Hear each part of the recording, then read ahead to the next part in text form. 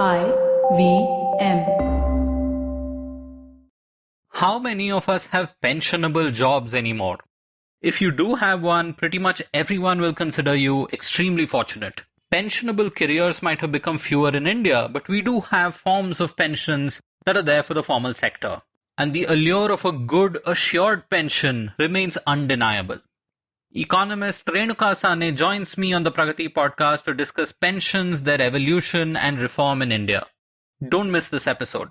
Before we begin our episode today, I know that I had promised an omnibus episode with some of the best ideas, stories, and conversations from the 150 episodes of the Pragati Podcast so far. I would request you to wait. I hope to share that episode and a lot more with you in the coming weeks. If you haven't subscribed to the Pragati Podcast yet, please do so now. In the coming weeks, we'll have the former RBI Deputy Governor Viral Acharya joining me soon. We'll have Niranjan Rajadhyaksha on the show to talk about the evolution of economic ideas and thought in India. And before the next session of the Indian Parliament begins, we'll dive into how a bill becomes a law in India.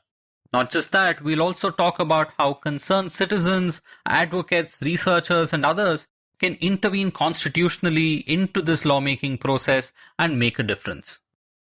Just like with the last several episodes, episode 152 on pensions has in-audio links, polls, references, and more.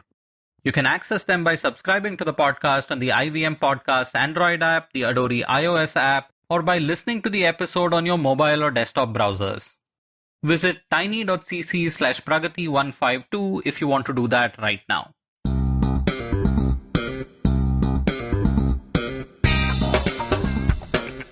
Welcome to the Pragati Podcast, a weekly talk show on public policy, economics, and international relations.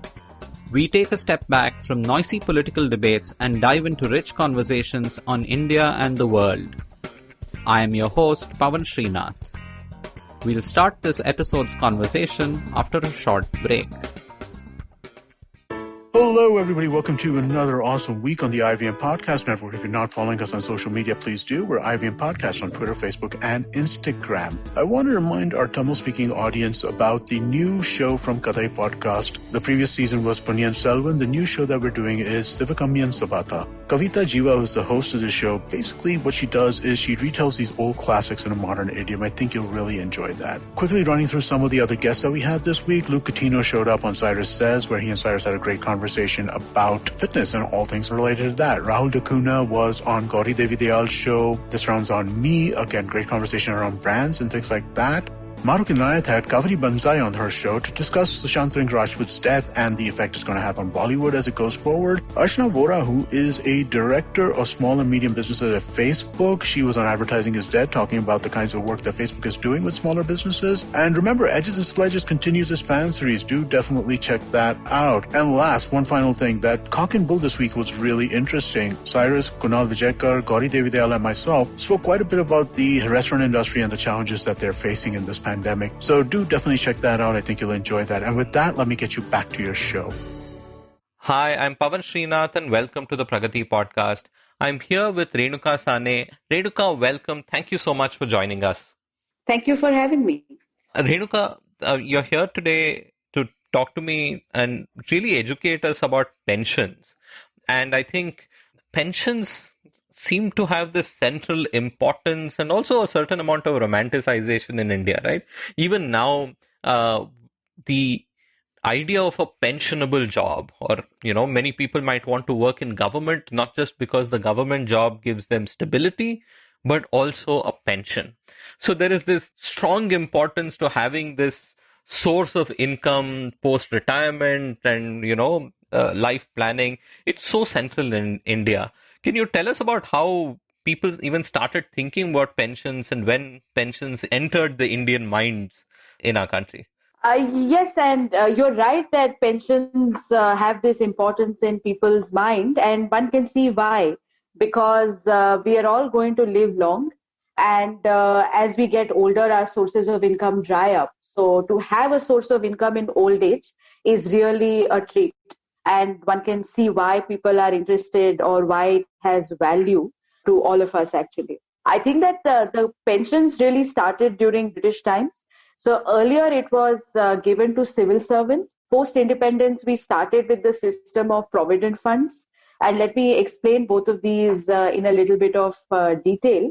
Basically, civil services pensions used to be a system which was what is traditionally called a defined benefit pension, which is that you work for a certain number of years, and at the time of retirement, you get a pension which is based on some predefined formula. So, for example, the formula could be that you get a pension that is 50% of your last salary or 50% of the average of your last 10 years salary. And it is the government as your employer that is financing these pensions out of tax revenues. So it was a great thing to have, right? That you work for 20, 30 years, and for the remainder of your life, there is a monthly source of income that is coming. And this was not true of India only. I mean, across the world, we have seen these tax financed defined benefit pensions wherein people work for a certain number of years and then get a pension for the rest of their lives. This is typically financed by the younger people coming into the workforce. So there is a payroll tax, and then that tax is used to give pensions to those who are retiring. And we've had a similar system in India for our civil servants. But was it directly linked, Renuka? Was it the idea that, the country will grow? I mean, tax pool will increase in size. So I think it was more about providing social security to people who are working for you. Okay. And that was, in my mind, the genesis of the pension system everywhere. And, it's an incentive for you. So if you get a pension, then that job is lucrative for you. And right. Also it allows me to replace you with a younger worker. All right. So because then there is something for you to leave the job. And I think that's how it becomes formalized.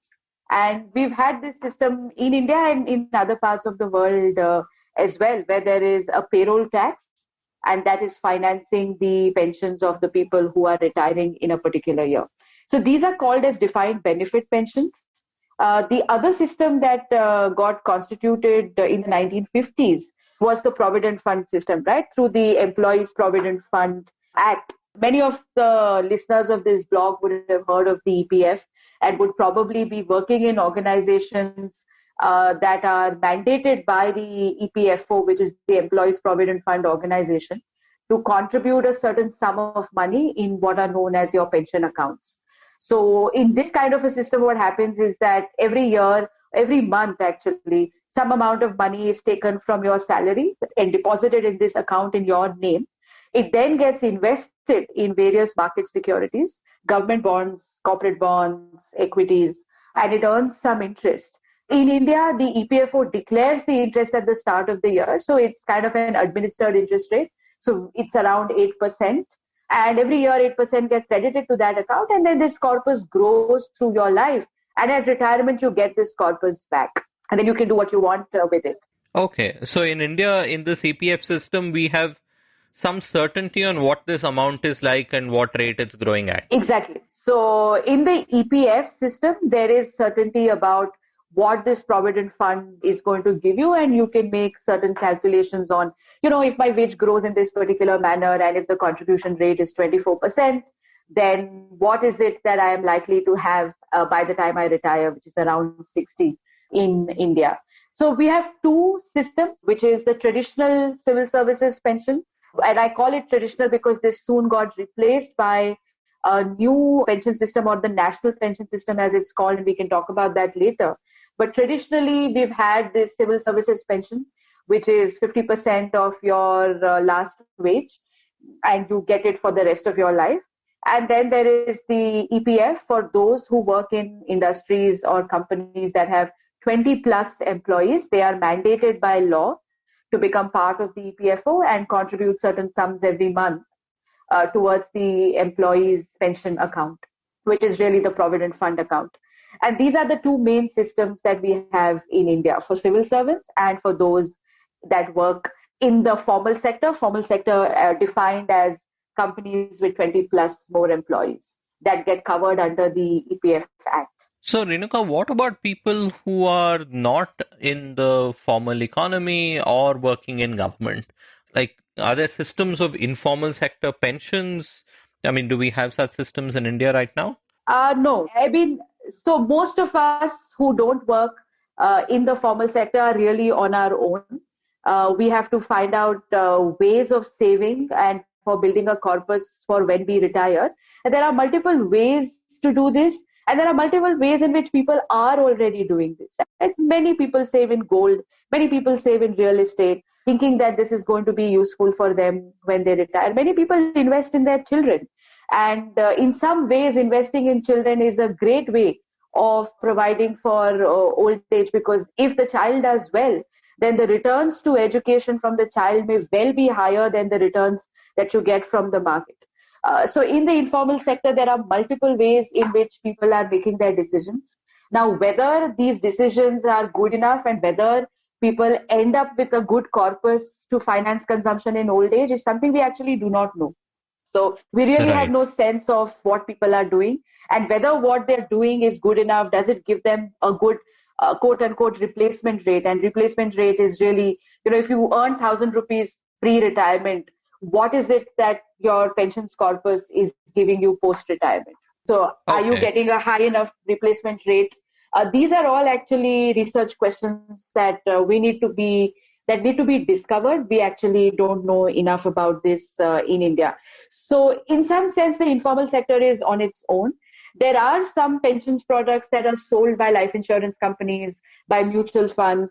Then there is the voluntary national pension system where citizens of India can go and open accounts. There is the public provident fund where again you can open a long-term savings account. All of these can contribute towards financing consumption in old age. And of course, then there are other instruments that you may be using, which are not necessarily called pensions, but they are serving the same purpose. That is, they're helping you build a corpus for retirement. I think I want to add one more thing. In the last few years, we have seen that informal sector pensions gets talked about a lot because people claim that in India, the coverage of formal pension systems is very low. And so there has been a move to introduce schemes like the Atal Pension Yojana by the Pension Fund Regulatory Development Authority, or the Ministry of Finance has introduced a couple of schemes in the last few budgets on trying to incentivize informal sector workers to open pension accounts and to continuously save in these pension accounts so that, over a 20, 30-year period, they might build up some savings to finance consumption in old age. So that's really where we are. There isn't much going on in terms of pension accounts, but I'm sure there is a lot going on in terms of what people are doing to save for old age. It's just that we don't measure it well. So, Renuka, you were talking about how pensions, obviously, their role is to be able to finance consumption and our economic needs post-retirement and in old age. But what makes it a pension as opposed to a general long-term savings system, right? Like you said, people in the informal sector or even in the formal sector, if they have extra savings, they will diversify their savings portfolio between real estate, the stock market, etc. And sometimes that could give us much better returns than something like the EPF or these systems, right? So where does the difference come in and what makes a pension a pension? It's interesting that you asked that because I think, imagine a world where the word pension account didn't exist. In that world, all of us would be saving with the expectation that we are going to live, for some period of life where perhaps we will find it difficult to get work and get a wage. And hence we are all saving so that in those years of our life, we are able to finance consumption. Typically what happens is that people are myopic and sometimes we really underestimate how long we are going to live, or we underestimate how much money we are going to require for our old age.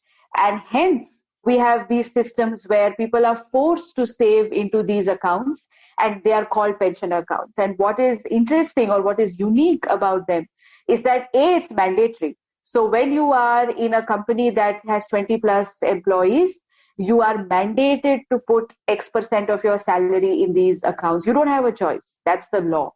And these kinds of laws exist in other parts of the world as well, where it's just mandatory to be a part of such a system, so that even if you are myopic and don't save enough, this will force you to save and force you to have a corpus when you are older. So one thing that makes a pension is that it is mandatory. The second point is that you are not allowed to withdraw from that particular account till you reach a specific retirement age, because that's the point, right? That as accumulations build up, we don't want people to keep dipping into this pot for things that, like financing a car or financing your child's education. There are credit markets for this. So there is this one kitty that is left untouched till you reach retirement, so that it can grow and build a sufficient corpus that you can finance consumption in old age. That's the second thing that makes pensions a pension. Now, this is in the context where you're forced to save in what are called as these individual accounts in a defined contribution system, which is that, you are forced to contribute a specific amount of money towards this account and not withdraw from it till you reach a particular age. The other thing that is special about pensions is, in the olden days, before the world made a transition to DC accounts, it was actually tax financed. So you didn't have to worry about where exactly your pension money was coming from or what was happening to the markets. Because you worked in a particular place and you paid a payroll tax, a stream of payments for you in retirement was guaranteed. So for something to be pensions, it has to be one of the two. Either it has to be financed and a defined benefit scheme such that at retirement you just get a stream of payments. And as an individual, you don't care where the payments are coming from. It's just that they get to you every month and you can live peacefully in your old age. The other thing is that if it's not a DB system, then you are forced to save and you're forced to not touch the savings till you reach a particular age. This is what makes this particular kind of savings a pensions account. Other than that, you could be saving wherever else you are. And if either of these are absent, then I'm not sure why we should call it a pension saving. And here you're saying that with the defined contribution system that most of us are in right now, including in government, I think since 2004 or so, the huge incentives are that, one, it's mandatory to save a certain percentage, a certain minimum percentage of your income in the EPF style accounts. And there are immense penalties on its withdrawal before you retire, or you probably cannot even withdraw it, right? It's locked in. Yes. So I think that on the forced savings point, you are absolutely correct. On the withdrawals, sadly, in the EPF, we in India have been very lax about withdrawals. And in fact, one of the things that has gone wrong with the EPF is that we allow generous withdrawals for things like children's education or children's marriage or building a house, which kind of defeats the purpose of having a provident fund account. Right. But that's where we are in India. And I honestly think that the rules around withdrawal need to be tightened a lot more. We are a little better in the national pension scheme accounts where withdrawal rules are slightly tighter. But still, there are always demands from people that these be relaxed because, from the perspective of a person, it's his or her money. Right. And if he or she needs it when she is 45 years old, then I can see why they feel that they should not be denied access to their own funds. However, if that happens, then you're defeating the purpose of having a pensions account or a provident fund account. Right. And I think we don't do very well on the withdrawal question in India. I think I may be digressing a bit, but I think part of it is related to bad credit markets. Because if credit markets worked well and you had an emergency or you wanted to build a house, then you can always go to the credit market and get a good deal and finance consumption while you are working. Right. A specific housing loan or an education loan. Exactly. Or an education loan, or, if there is some kind of a medical emergency, maybe you have health insurance. But because financial markets in India don't do particularly well, and credit markets especially don't do particularly well, I think that the demands that people make from this accumulated kitty are higher. And, one way to solve this problem is to fix our credit and insurance markets so that people don't have to rely on their pension accumulation to finance consumption while they are working. While I fully agree about the importance of this system and how, people can be myopic, the system also feels quite paternalistic, right? Because it's the government or some set of rules telling us that, we don't trust you to save for your future, and therefore we will put in all these restrictions and some incentives for you to do this.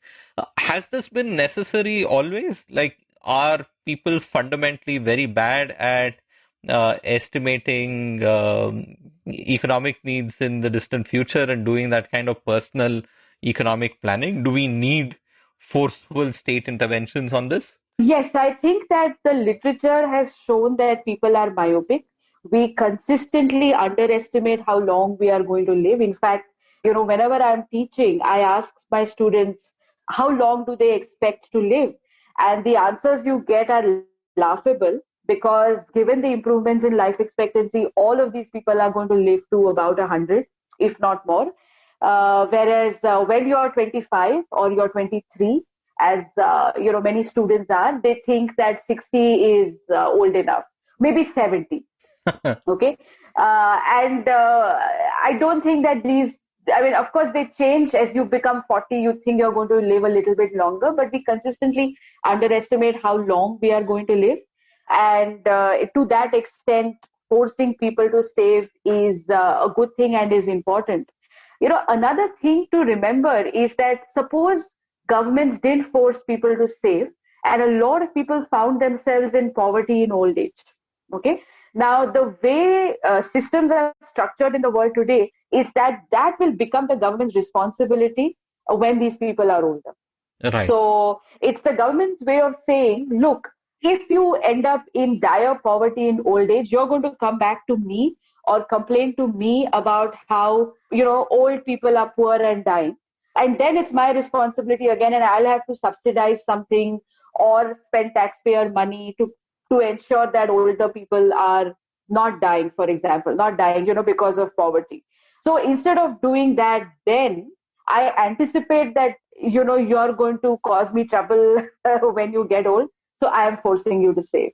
So I think it's part of this bargain that if we lived in a world where the government would never be responsible if you did not save or if you did not do the right things when you were young, then perhaps people could just shrug their shoulders and say, too bad you were myopic.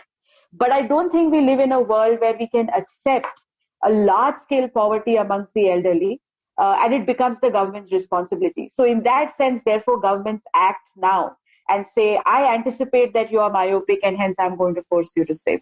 Right. And this is why even in countries like the US, beyond pensions, the idea of Medicare and so on become such important political issues as well, right? Because it's almost an age grouped Absolutely. political, it's a huge section of the demographic and with significant political power as well, and who have significant economic costs associated as well. Absolutely. And I think that this post-World War generation that is now in their old age is also a big vote bloc, especially in the OECD countries. And they drive a lot of these policies. So I don't want to get into questions of healthcare so much because, that's opening a whole Pandora's Right. Insurance box needs its own discussion.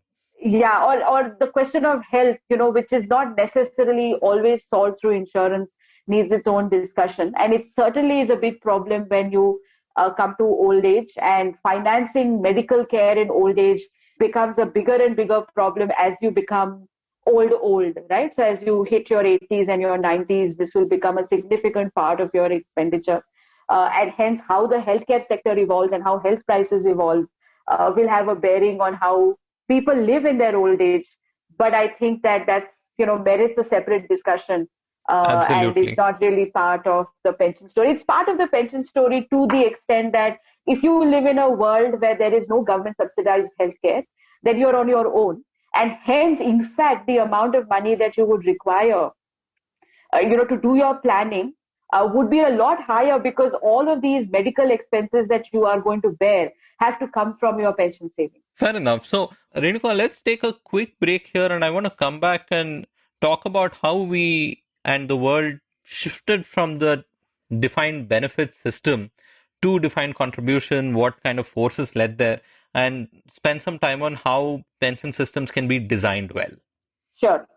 Before we break, dear listeners, don't forget to listen to this episode on the IVM Podcast Android app, the Adori iOS app, or on your mobile or desktop browsers to get the rich new experience.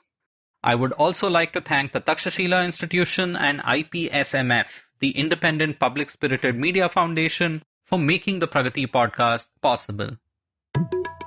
नमस्ते, मैं हूं सौरभ चंद्रा और मैं प्रणय कुटस्थाने। जब महफिल खत्म होते होते दरवाजे के बाहर पुलिया के ऊपर हम दुनिया भर की जटिल समस्याओं को सॉल्व करने में लग जाते हैं तो हो जाती है Puliyabaazi.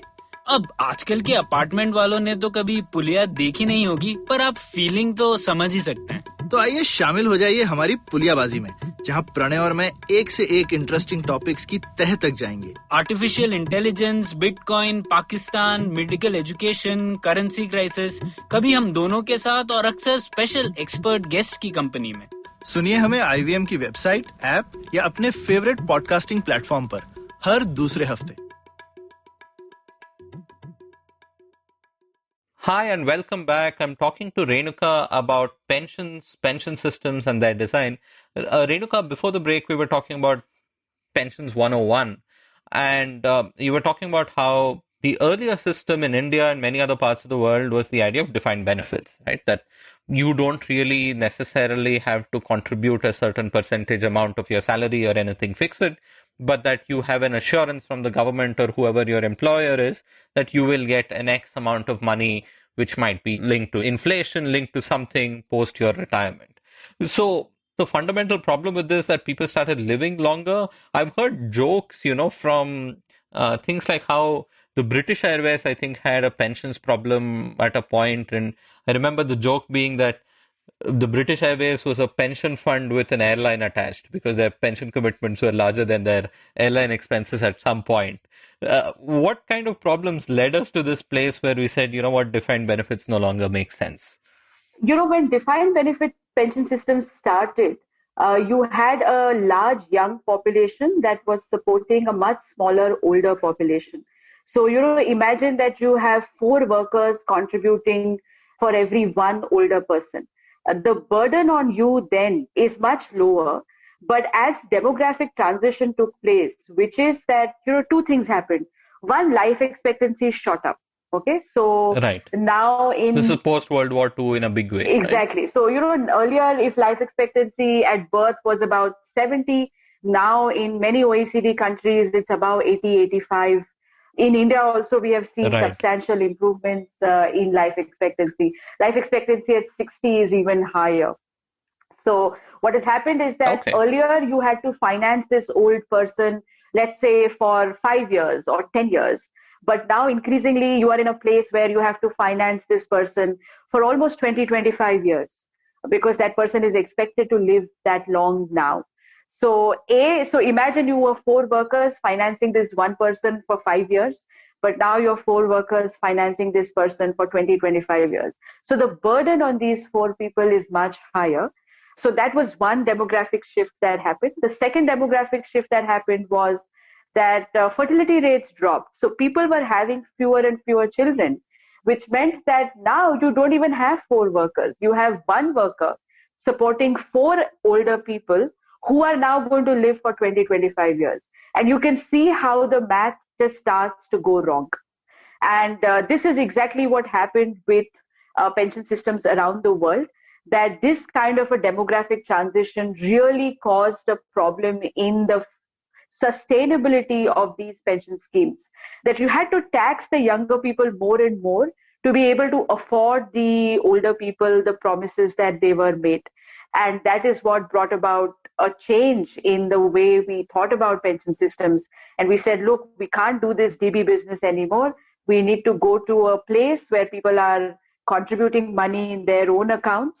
And what is defined is the contribution you make and not the pension that you get. The pension that you get will be determined by how much your account accumulates over the course of your working life. So essentially, you're on your own. All that we are doing now is forcing you to save and making sure that you don't withdraw the money before it is time. Thank you so much for making this tangential point that I think many of us miss out on very often. When we think of taxation, especially income tax, we think of it as progressive, right? That the redistribution that happens is always from the rich to the not so rich, to the rich to the poor, and so on. But like you said over here, the transfer that can happen through taxation is also between any group and any group, right? Here it's an intergenerational transfer that might have been happening because of defined benefits. And, many of the expenditures that we make are often intergenerational. So, for example, again, I'm kind of being a little tangential here, but all the costs that we are going to bear on our environment are going to be paid by future generations. Okay, because we are not using the environment in a way that we should. So anyway, I'm digressing. So let me just come back to the point on pensions. So that was the state pensions, but even in companies, a lot of companies had their own funds and they were promising these kind of payouts. And here again, the nature of the workforce changed such that you had all these older employees that now needed to be financed. And because of increasing life expectancy, it just became extremely difficult to be able to finance the pensions. And, the other big shift that has happened in the world is that, companies don't live that long themselves.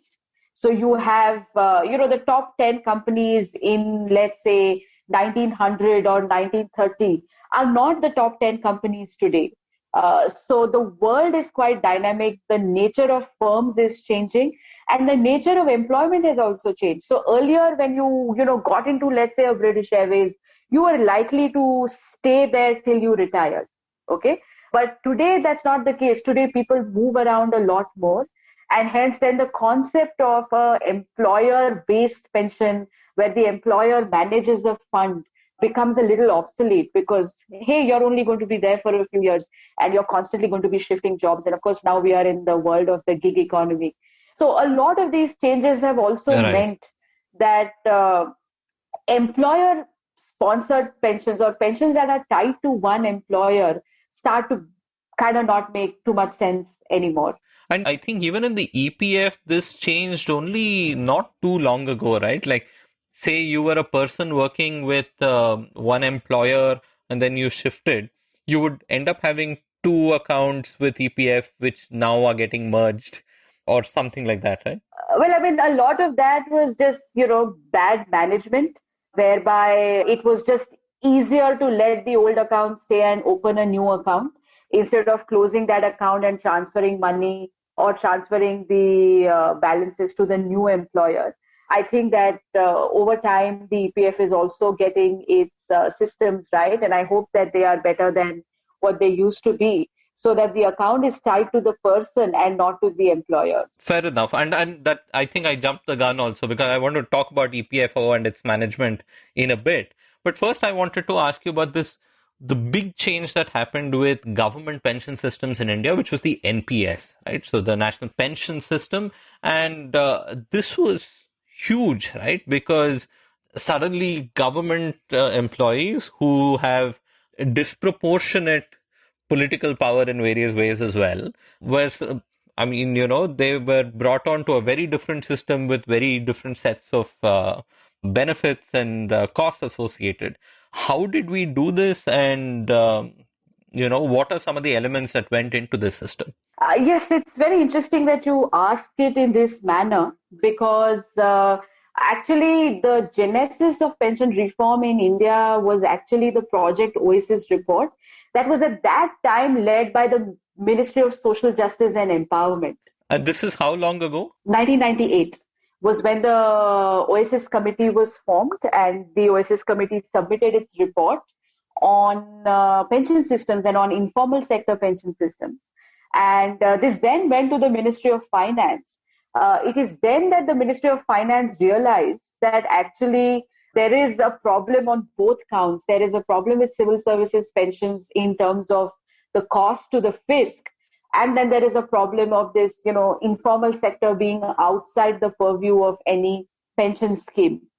So it is at that time that the Ministry of Finance began to seriously think about pension reform and decided that for all its new employees starting January 1, 2004, they would be put under this new system called the National Pension System, which will be an individual account defined contribution system, wherein, a part of the employee's salary and would be paid into this account, and that amount would grow. And then at the end, the person would get back the accumulated corpus. What the NPS also did was that it said that 40% of that accumulated corpus had to be used to purchase an annuity from the market. So annuity is this product where you kind of pay an upfront premium, and that gives you a stream of payments for the rest of your life. So that solved the regular payment problem. And then 60% of the accumulated corpus was yours. You could do whatever you wanted with it.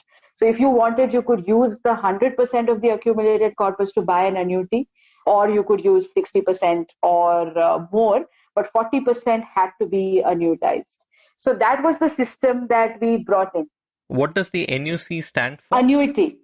Sorry, I misheard that entirely. Sorry, it's the annuity, which is essentially a product where you pay a premium upfront, and then the product promises you a stream of payments. You can call that a pension for the rest of your life.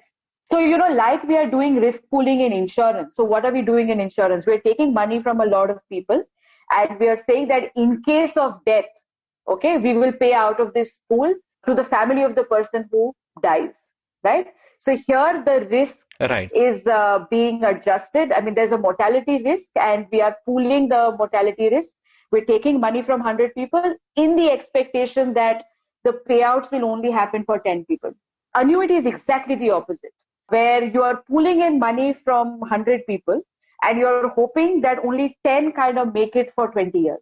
Okay, that sounds a little morbid, right? But it is a little morbid, but that is the product. That here risk pooling is happening, where, so in the case of insurance, you want that the pool lives long and only a few people die, so that payments have to be made only to a few people. In the case of the annuity, it's exactly the opposite. Because you are dealing with older people, you expect that a lot of them will not live for 20-25 years. And hence, those who live can be financed through the premium payments of those who do not live. And in effect, everyone can actually get a slightly larger amount when they are able to access it. Yes, I mean, there is a whole pricing, mortality assumptions and risk pricing that insurance companies do to be able to provide this product. And hence, the payment that you will get will have factored in survival probabilities of the pool that is buying the annuity. So here then, as you mentioned, it's only for employees who joined after 2004, right? So that's right. So we have mandated. So we are still having, so for example, if I look at the Government of India pension payments in any year, a big chunk of that will still be for people who joined before 2004, who might even still be working, or if they've retired, they're now taking pensions. Absolutely. So the pensions numbers that you see are the pension payments that are going to all of these employees who retired or who joined before 2004, basically. And, for a few years in between, till that cohort gets their pensions and passes away, you will have the Government of India making two payments, right? So it's making payments now to those who have retired. It is also making payments to those who are part of the NPS, because it's putting money into their individual accounts. Right. So when do we estimate? So the actions that were initiated in 2004, is there a rough date for when? I would think 20-25 years is what it would take. Okay, for most of the defined benefits employees to no longer access it. Okay. Exactly. Maybe a little more. But in this middle period, you will see that the Government of India has to make payments to both sets, right? So there is pension payment going out. And because the NPS is such that in the beginning, a 10% contribution came from the employee and a 10% contribution came from the government as its employer, that 10% of the money is also being paid into the NPS account. So Renuka, does NPS also apply to state government and state government employees? Yes. So what happened was that once the center adopted the NPS, many state governments, which were actually in a worse fiscal position than the center, voluntarily adopted the NPS for their new employees. So the starting dates for different states are different because different states came in at different points in time. But I think more or less barring 2 or 3 states, I think West Bengal and maybe Kerala, all the other states are now part of the NPS. So it's the same thing going on there, that new employees from whichever date that they signed up to be part of the NPS are now in this individual account defined contribution system. It was clever from a political economy point of view because then the incumbents were unaffected, but also it was fair in certain ways, right? Because people who joined before 2004, there was a certain employee contract and a certain bargain that they struck, right? And a certain expectation. So if everyone who was already in the government would have been forced to shift to NPS, that would have been a betrayal of sorts. Impossible.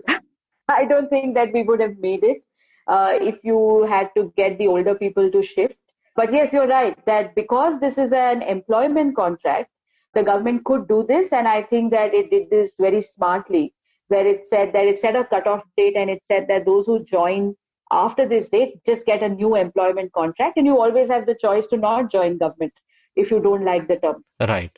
And this is how the transition happened. And this is why it happened in many other countries where they have tried to do this transition for existing employees.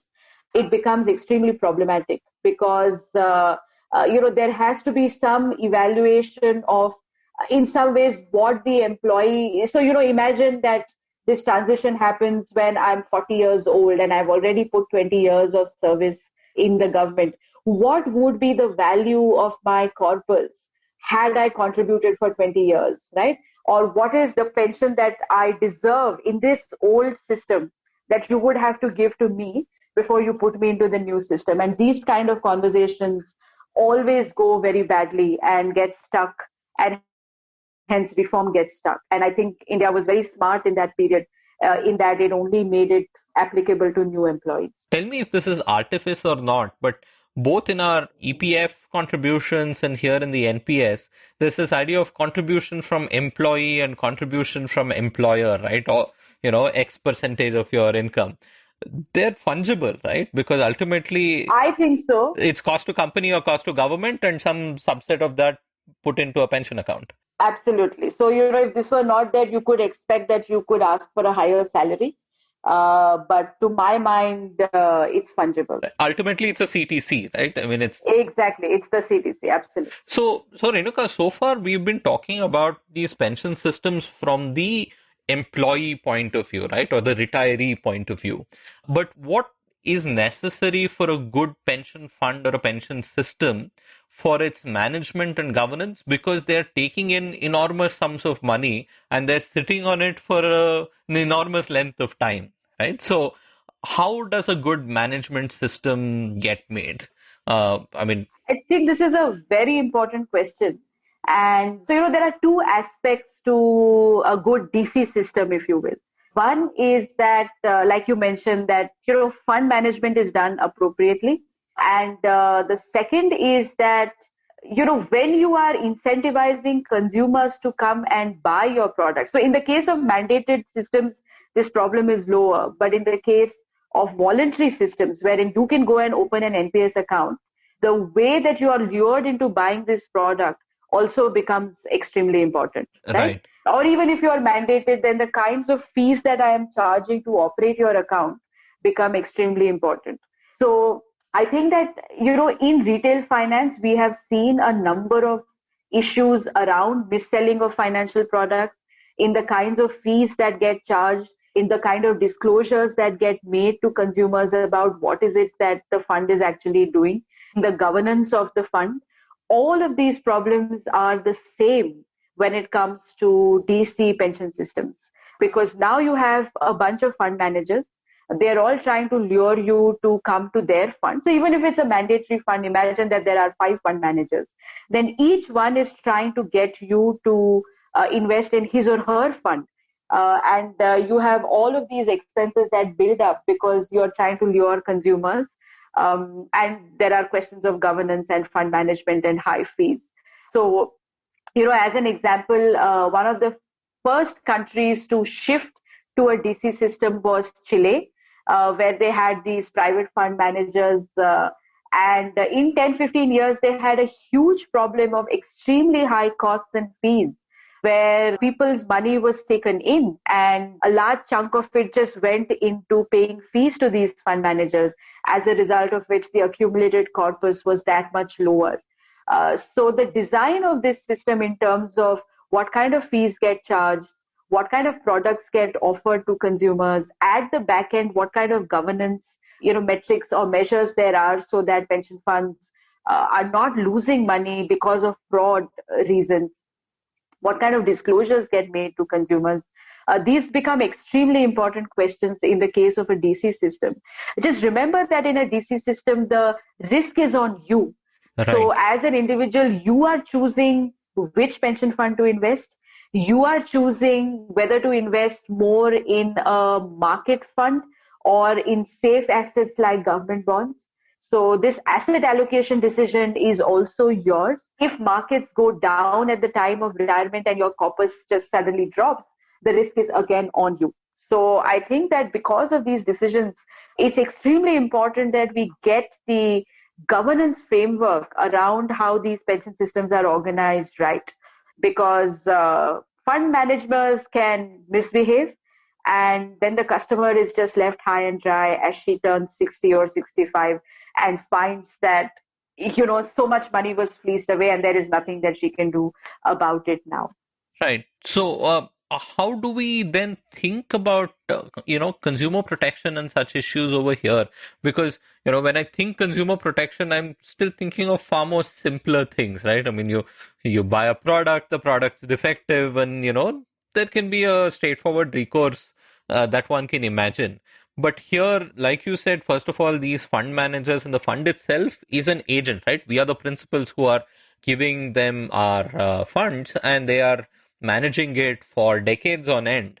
And we not only want them to indulge in fraud, but we also want them to be good custodians of our wealth, right? And invest it wisely, manage risk and return well.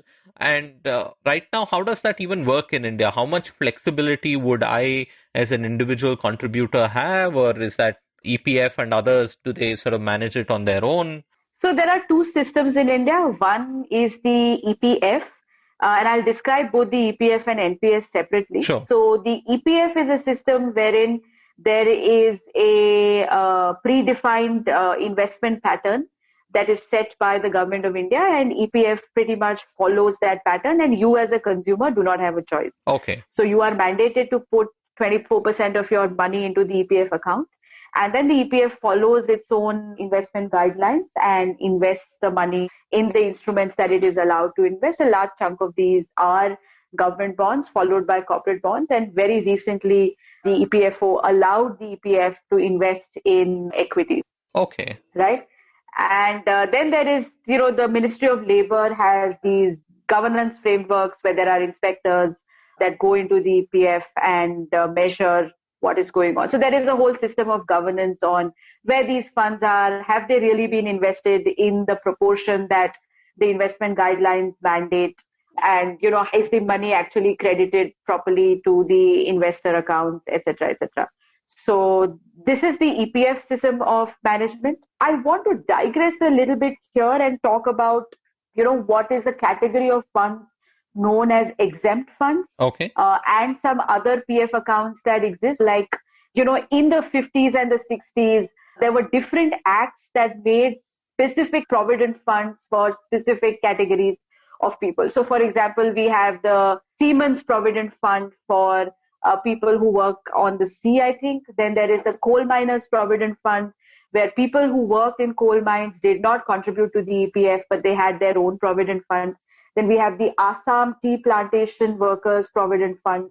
All of these provident funds are structured quite similar to the EPFO. It's just that they have acts of their own and their management is separate from the EPFO management. And within the EPFO, until recently, the larger companies could set up their own exempt funds. So, imagine I'm a big firm. I say, look, I don't want to give money to EPFO. I will follow all the rules, but I'll set up my own fund and manage the money in-house. And EPFO allowed that. And there are these categories of funds. These are called exempt funds. Now, all of these funds typically have mandated investment guidelines, as I mentioned before, and they are supposed to credit money into customers' accounts every year and then pay out the accumulated corpus.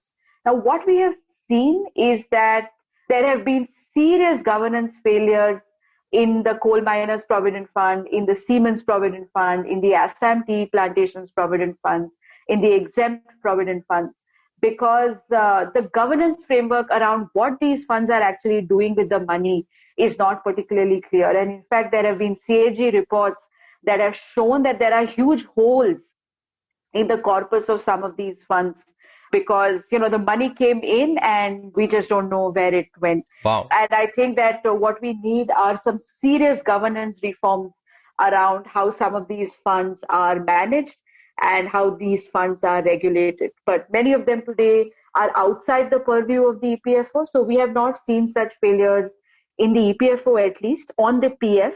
But we have seen these failures in these other provident funds that exist.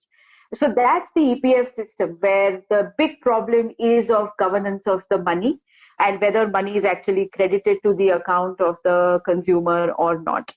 The other system is the NPS system. Now, NPS is different from EPF because NPS provides you with choice.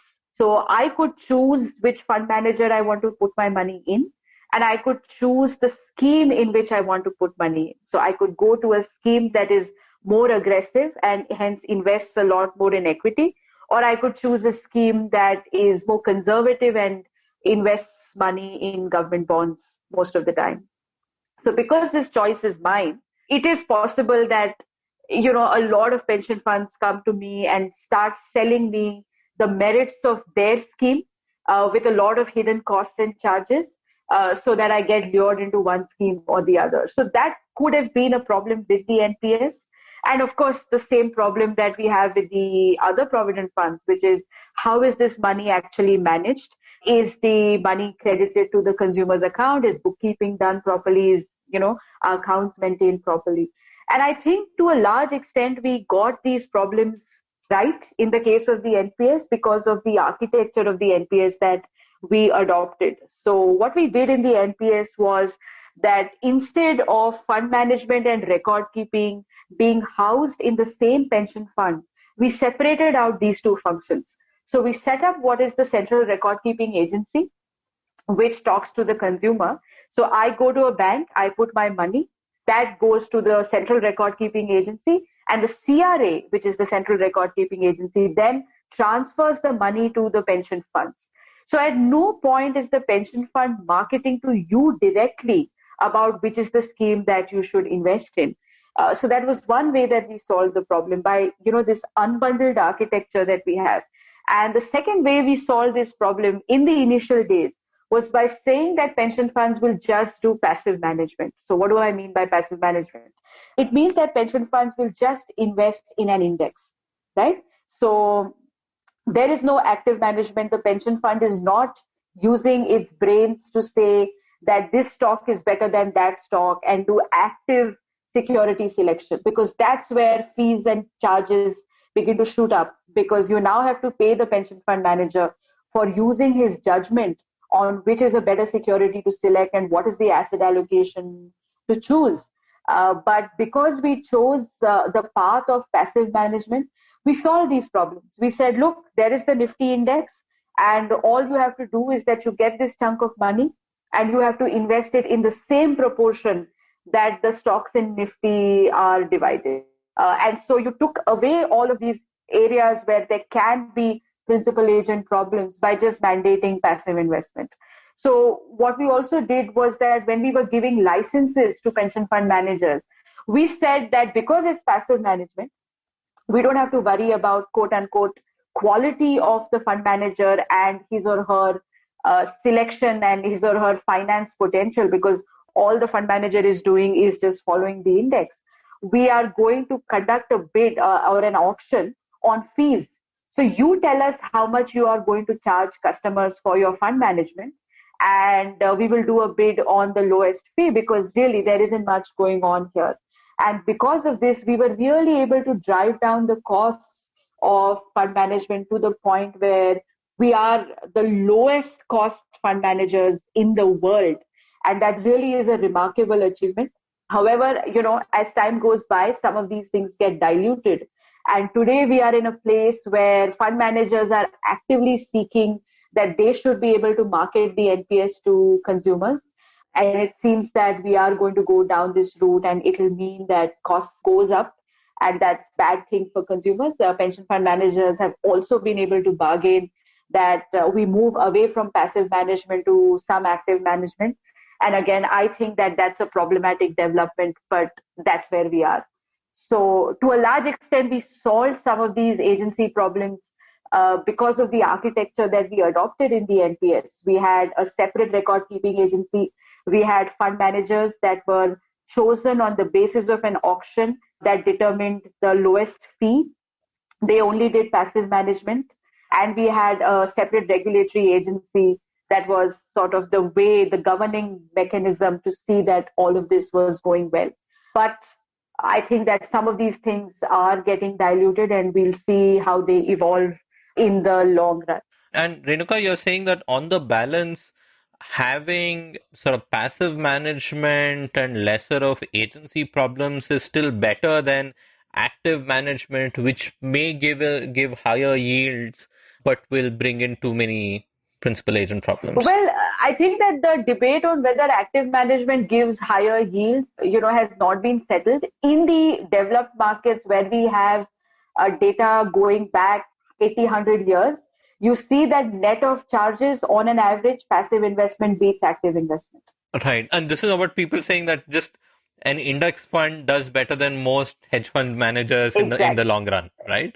In the long run, right? And this is what we have from the evidence from OECD countries. Now, in India, we don't have such long time series. And hence, it's very difficult to make this statement. The fund management industry in India will claim that they beat the index fund. But I think there are several problems of measurement in the way that this is being calculated, not to mention that we don't have the long-term data because, this industry is relatively new in India. But that's where the debate stands. So I think that it's questionable that active fund management beats passive fund management. But even if it does, there are enormous number of agency problems that come up. And in a country like India, I think that, given the agency problems, it's better to go down the passive management route, though, of course, we are actually straying away from it. I want to add one more thing that is a little problematic in the context of the NPS. So I said that, civil servants are mandated to contribute to the NPS.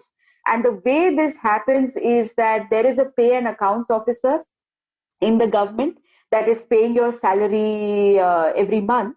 It is the job of the pay and accounts officer to deduct the relevant, the money and then send it to the CRA, who will then send it to the pension fund managers, right?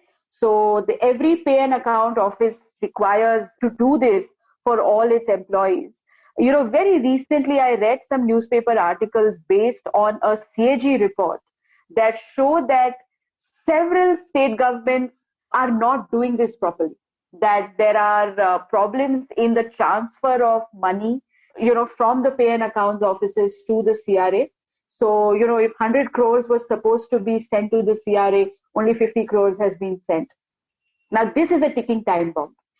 This is, again, newspaper reports that are based on the CAG report. I haven't seen the actual CAG report.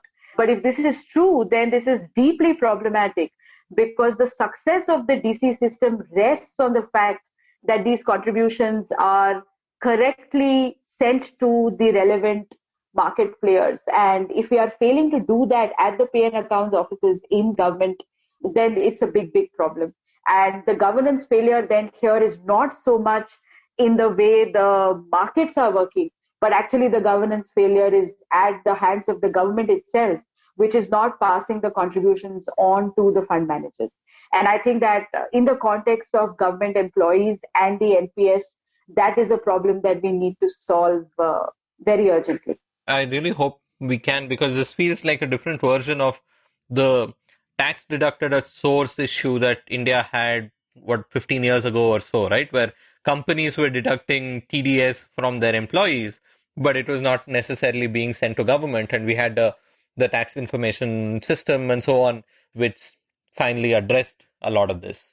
Absolutely. So, we did something remarkable in the setting up of the CRA and the pension fund managers. But what we have not done is integrated the pay and accounts offices or a TDS type system so that the money directly goes to these accounts instead of an intermediary that is a government employee.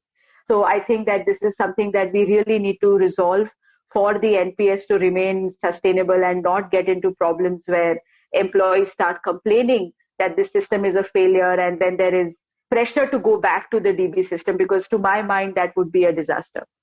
So we really need to get the NPS right. And, one of the things that is important to remember about the NPS is that it's one of the few systems that operates similarly for people who work in government and for people who don't. So you and I can go and open an NPS account through a bank, right, that is registered to be an intermediary for the NPS.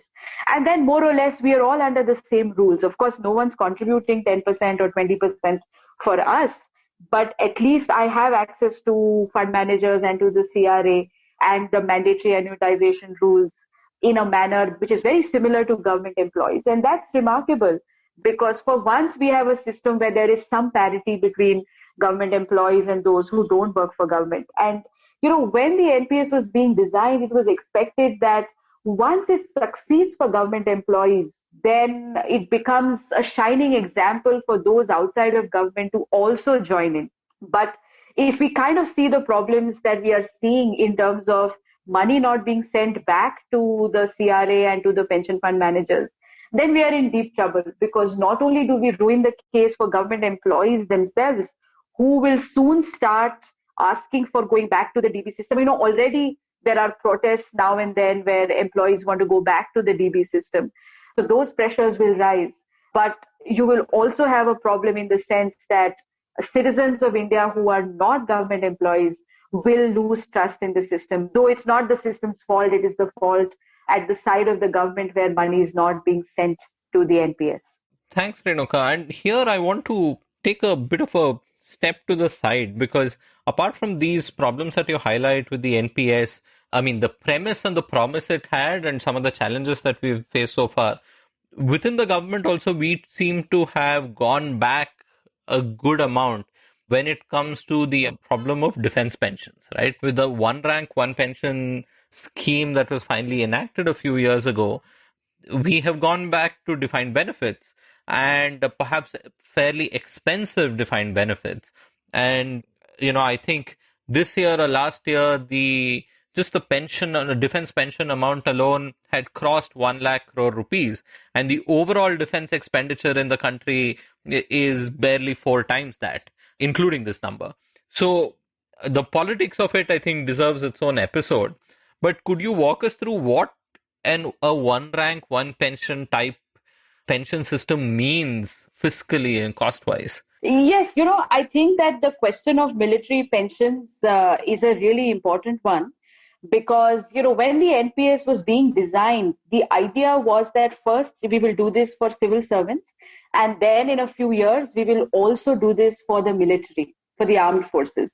Unfortunately, that did not happen. And in fact, in 2014, we went back, 2014-15, we went back to this whole concept of one rank, one pension. So the idea of one rank, one pension is really, the concept of wage indexation in a way. So, imagine if I retire at a particular rank in 2020, my salary was 10,000 rupees and I got 50% of the 10,000 rupees. So I got 5,000 rupees for the rest of my life. Now, 10 years later, because the country is growing, the salary of the person who retired when at your rank may become 20,000. Right. So in 2020, your salary was 10,000 at say rank A or brigadier or whatever the military ranks are. And now by 2030, that same rank's last pay has become 20,000, which means that that person's pension is now 10,000 because it's 50% of the last pay. Right. But your pension is 5,000 because your pension is 50% of your last pay, even though you retired at the same rank as this person retiring in 2030. Correct. Okay, so one rank, one pension means that if this person now gets a pension of 10,000 rupees, your pension will be increased from 5,000 to 10,000 rupees because you retired at the same rank. Okay, so what it's essentially doing is wage indexation, which is that as wages grow, your pension is indexed to the wage growth in the country. And that is why the fiscal consequences of this are enormous, because a lot of armed forces retire very early at 35, and you then for the next 50 years or 60 years, you have to be making these payments to them based on wage indexation, based on how wages of the current military forces grow. Which will also keep increasing almost in a step function whenever there's a new pay commission that comes into force. Absolutely. Whenever there's a new pay commission that comes, and hence the cost to the fiscal of this policy is enormous. And it's going to have a burden on defense pensions and the defense outflow in a large way. In fact, in some ways, today I was looking at the numbers. The capital expenditure on defense is actually lower than its expenditure on pension. And you can see why that is a problem. Because if you want the military to grow, then the place to be spending money is capital, not on pensions. And this puts an enormous strain on the budgets. And I think that it was really a bad move in 2015. But it was an election promise, and the politics worked out the way it worked out. So here I want one clarification, Renuka. Like in the previous defined benefit schemes that were there in the government, right? Pensions for civil servants. Was those indexed to wage in this manner, or was it indexed to inflation or other things? So it wasn't indexed to wage in this manner. So there was some minimal wage indexation going on, but it wasn't in this manner. There is generally a inflation indexation goes on. So as inflation increases, the money value of your pension payment also goes up. But inflation index and wage index are different. So for example, to give you, come back to the example that we were discussing earlier, that 5,000 rupee may be worth 7,000 now because inflation has increased. But with wage indexation, it becomes 10,000. Right. Because, GDP has grown and wages of current serving officers have also grown.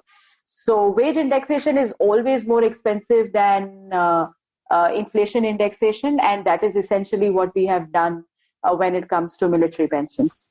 So when it comes to something like this, now clearly, the government systems are reasonably opaque, but given that the Indian military forces have gone back to defined benefits, at least for the foreseeable future, this is an enormous liability now on the government, right?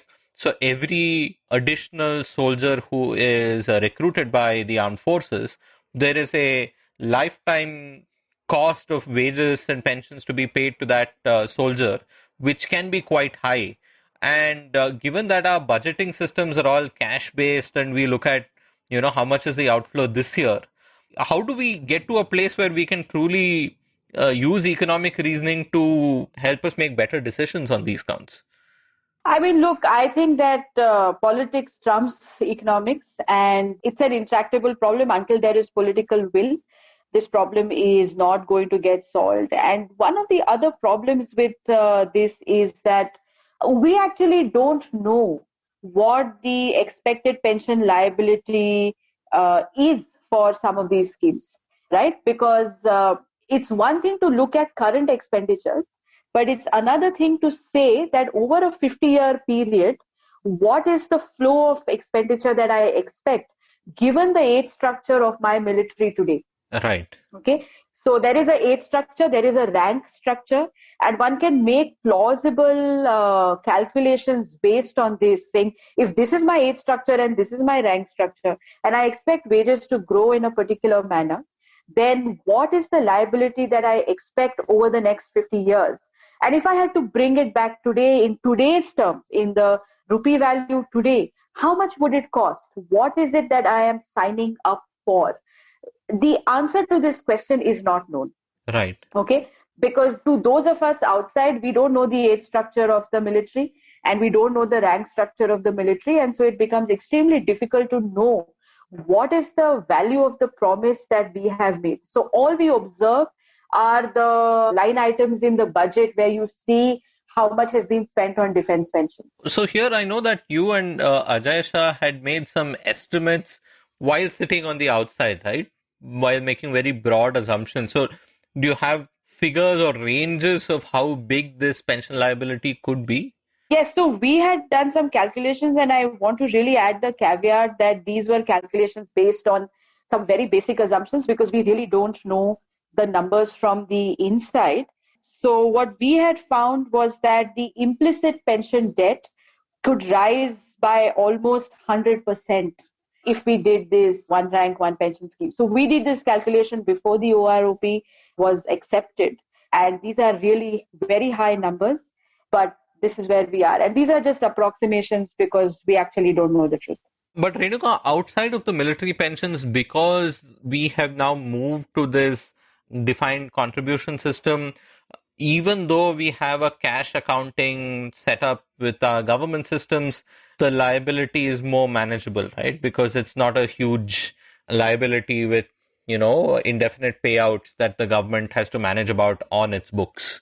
So that's right. On civil services pensions, I think we are a little better because we made the move to DC systems. However, for some time, as I said earlier, the government will be paying the pensions of the older civil servants who are part of the older scheme and the contributions to the NPS.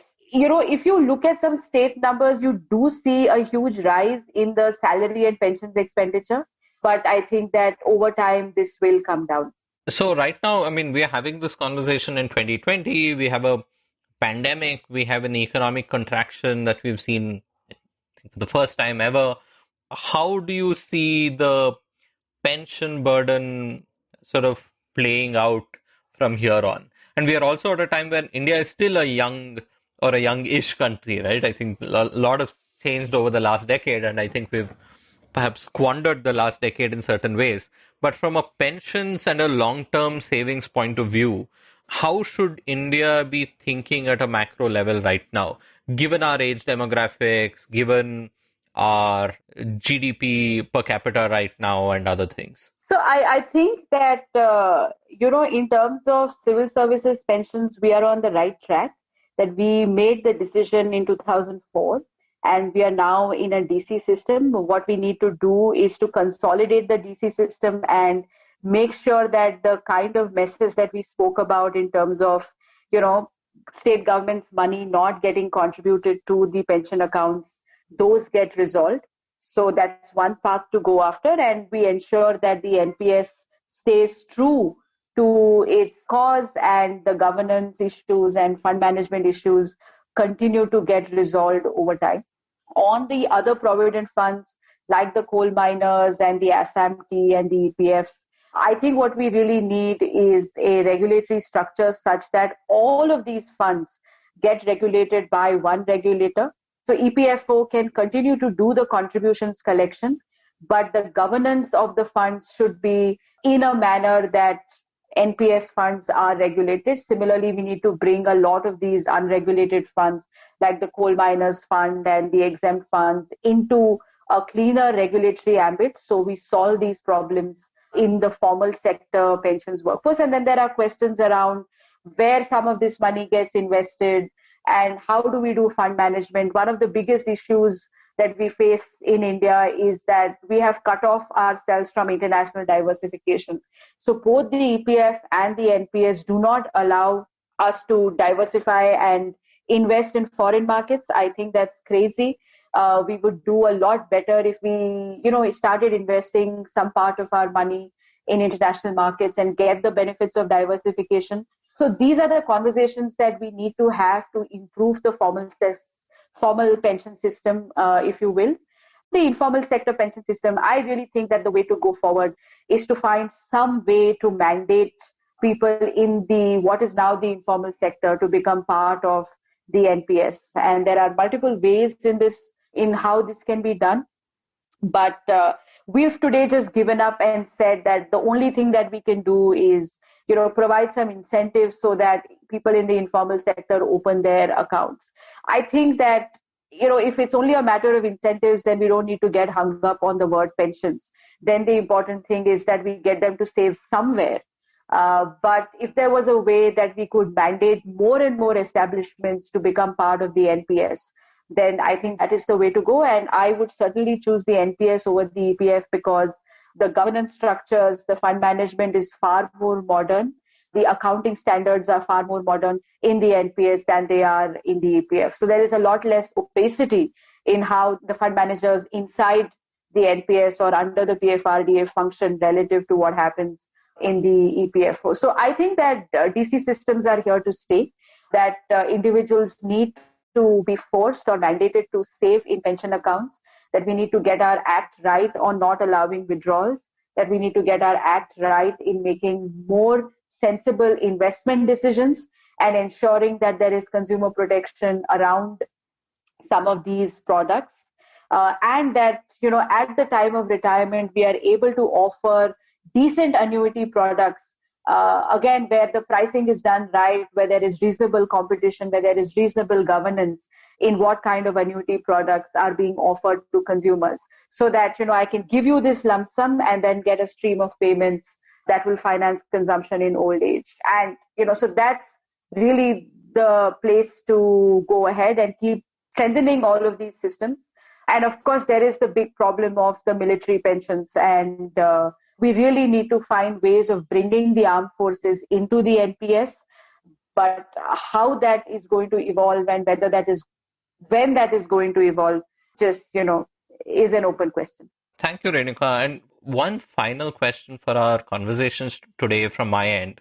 And you even highlighted it, I think, before our recording, which is that in all of our conversations, the current pension system's assumption is that you retire at 60 or 65, right? And as human lifespans increase to the 80s, to the 90s, and so on, I think we are making a very forced judgment that people are fundamentally unproductive post their retirement age and are only people who are going to consume, right? And all of these planning systems are geared towards that. So do you think it's already a time in India where we should rethink this, or this is a problem that is more relevant for, Western countries? Oh, no, absolutely. I think that the question of what is the appropriate retirement age needs to be revisited. Already in OECD countries, you are seeing substantial jumps in what is the retirement age. From 60, it went to 65 to 68. In some countries, they're even discussing 70. We in India are still stuck at 60, but we do need to start looking at life expectancy and recalibrating the retirement age or the age of access of pensions in a manner that is more in line with how life expectancy is increasing. However, I do want to add here that, the experience of life expectancy in India is very different across income groups.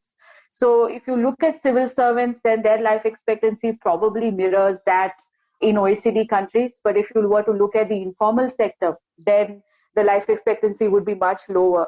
So to force an age of 65 on a manual laborer and a civil servant might be problematic, because the manual laborer might not live up to more than 70, where the civil servant is probably going to live to 90 or more. And hence, in a country like India, how do you determine this access age becomes extremely important. It's also important in the context of the design of the annuities, because remember I had said that an annuity is when the subsidy goes from the people who die to the people who live. And if in the same pool you're going to have a civil servant and a manual laborer, and both of them are purchasing the annuity at 65, then pretty much it's a subsidy from the poor person who's going to die younger to the rich person who's going to live a lot longer. And I think, therefore, that, how to design some of these questions around the access age and the mandatory annuitization are important questions for a country like India, because the population is so heterogeneous and the experience of life expectancy is also so heterogeneous that we probably need to think of this a little differently And instead of mandating one retirement age, maybe we can have some flexibility around how that retirement age is set and how withdrawals are made, whether it is mandatory unitization or some other product where some of these subsidy questions get resolved. These are all, live questions in the field of pension economics in India. And we hope that over the next decade or so, we are able to resolve some of these problems. Renuka, thank you so much. And I like that you mentioned flexibility, because I think that's what we need to be looking at in multiple dimensions, right? There might be people who would like to retire and spend some time where they're not forced to work, if they have the luxury and the ability to do so.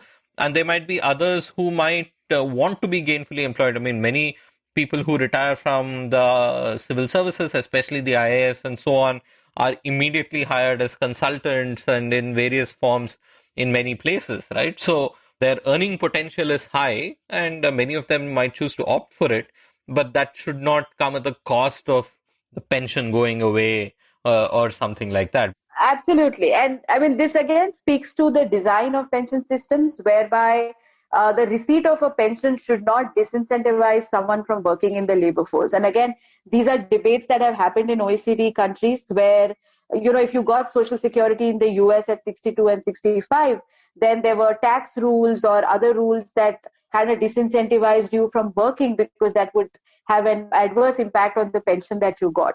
And I think that we need to think about these things carefully so that people can remain gainfully employed way past the quote-unquote retirement or pension access age, because there are also health benefits to working longer, and we should totally be encouraging people to be in the labor force for as long as they choose. Renuka, thank you so much for joining me on the Pragati Podcast and really informing me and all our listeners so much more about pensions than I think we started at the beginning of the program. Thank you so much. I'm glad you found it useful. Thank you very much for having me. Thank you for staying with us till the end. If you have any questions or comments, do write in to podcast@thinkpragati.com.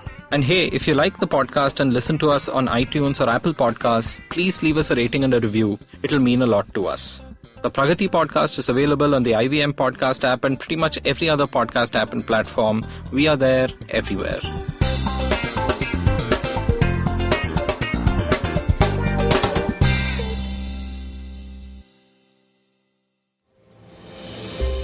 Have you ever wondered how successful people do their thing? How do they navigate the challenges they often face? Are you wondering about the future of restaurants, film, education, technology, and everything else in between? Hi, I'm Gauri Devidyal, best known for being one of the brains behind The Table, an award-winning restaurant in Bombay. One thing my life as a restaurateur has given me is the opportunity to meet with some truly inspiring people, most often just by chatting with strangers at the community table. And that's what this podcast is about. It's about learning the new dimensions of business and understanding how different people swim this sea. It's an opportunity for me to pick their brains and ask them all the questions on my mind, whether it's about learning from their past experiences or talking about future trends. Through their journeys, stories, and insights, I hope you too, like me, will come away inspired and energized. So come, join me every Wednesday with your favorite drink, because this round is on me. Are you constantly seeking happiness? Wondering how to make the most of every day? How not to let your inhibitions stop you from achieving your goals? It's now time to get your A-game on. It's time to unlock your true potential. Tune in to the Empowering series with me, Zarina Poonawalla, to feel empowered in all genres of life. From behavioral skills to management skills. From health to relationships. From mental well-being to emotional well-being. And of course, your finances. I've got you covered. With these tips and tricks from me, Zarina, and true life stories from my amazing guests, you're bound to bring your purest to the table. Tune in to the Empowering series with Zarina Poonawalla every Thursday on the IVM Podcast app, website, or wherever you listen to podcasts.